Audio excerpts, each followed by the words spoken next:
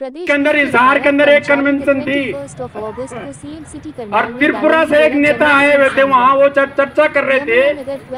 उन्होंने बात रखी आने वाले समय में एग्रीकल्चर का निजीकरण होगा।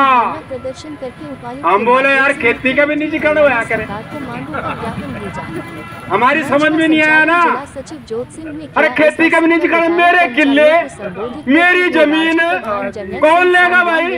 अरे कहाँ से आया यो, क्या बोल रहे हैं? हाँ जी सागवान जी, आज मीटिंग बुलाई गई, क्या मुद्दे हैं आपके? रिटायर कर्मचारी संघ हरियाणा की प्रांतीय बैठक 26 जून को रोहतक में हुई थी, जिसमें हमने सारा विचार विमर्श किया था कि जो सरकार पहले मनोहर लाल जी की थी, उन्होंने भी रिटायर कर्मचारियों के साथ कोई बातचीत करे, कोई समस्या का समाधान नहीं किया।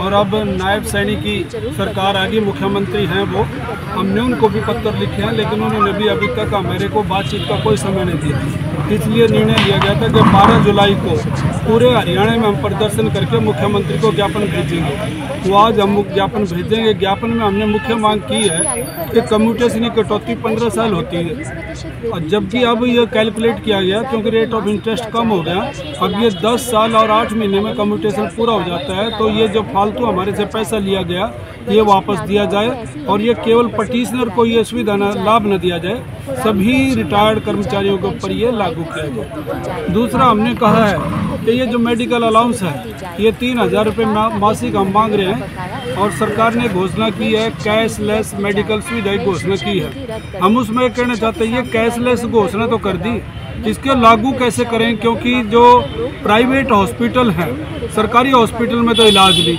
वहाँ पर न डॉक्टर हैं न पूरा मतलब प्रबंध है, और प्राइवेट हॉस्पिटल इस इलाज को करने के लिए पहले ही मतलब मना कर रहे हैं। वो कह रहे हैं कि सरकार ने पिछले पैसा हमारा दिया नहीं, आगे हम क्यों करें? ये जो आयुष्मान योजना वगैरह जो लेकर आ रहे हैं, इसलिए ये फिर क्या कैसा कैशलेस है? इसके अलावा जो ये जो हमारी यार ये 65 वर्ष की आयु पर 10% वृद्धि होनी चाहिए, और 70 वर्ष की आयु पर 20% वृद्धि होनी चाहिए। पंजाब और हिमाचल में इस समय 65 पर 5%, 70 पर 10%। हम इसमें ये कह रहे हैं कि 80 साल की आयु पर 20% वृद्धि की बात सरकार करती है। एवरेज एज कम हो चुकी है, तो उस हिसाब से 65 पर 10% और 70 पर 20% वृद्धि होनी चाहिए। और साथ में सरकार एक तरफ तो हैप्पी कार्ड इशू कर रही, ये वरिष्ठ नागरिकों जो आधे किराए पर सफ़र करने की सुविधा दे रखी है। इलेक्ट्रॉनिक बसों में ये सुविधा नहीं, एसी बसों में ये सुविधा नहीं, और अब सारी एसी बसें लेके आ रहे हैं। तो हम ये मांग करते हैं रिटायर कर्मचारियों को यानी वरिष्ठ नागरिकों को, चाहे वो बस किसी प्रकार की हो, हरियाणा की सभी बसों में ये सुविधा मिलनी चाहिए। और ये जो पारिवारिक जो फैमिली पेंशनर्स हैं, इनको एलटीसी नहीं मिलती, जबकि जो रिटायर्ड को एलटीसी मिलती है, तो इनको भी एलटीसी की सुविधा मिलनी चाहिए। और इसके साथ ही ये जो कोरोना काल में जो हमारा 18 महीने का जो मतलब डीए काटा गया था, वो एरियर हमें ब्याज सहित मिलना चाहिए।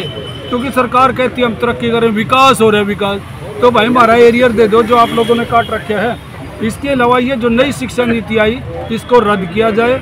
जो नया बिजली कानून लेके आए उसको रद्द किया जाए। और ये जो काले कानून जो लेके आए, नई न्याय संहिता, जो भारतीय न्याय संहिता जो लेके आए कानून, ये देश विरोधी हैं, जन विरोधी हैं, संविधान विरोधी हैं, इनको रद्द किया जाना चाहिए। क्योंकि संसद में से जो विपक्ष से सांसद बाहर निकालकर और तब ये कानून पास किए गए। ये जो धक्काशाही बीजेपी सरकार ने की है, इसके ऊपर रोक लगनी चाहिए। और हम नीतियों की बात करते हैं, और ये जो बीजेपी की सरकार ये मंदिर मस्जिद गुरुद्वारों की बात करती है। हमें रोजगार चाहिए, शिक्षा चाहिए, इलाज चाहिए, अपराध मुक्त भारत चाहिए।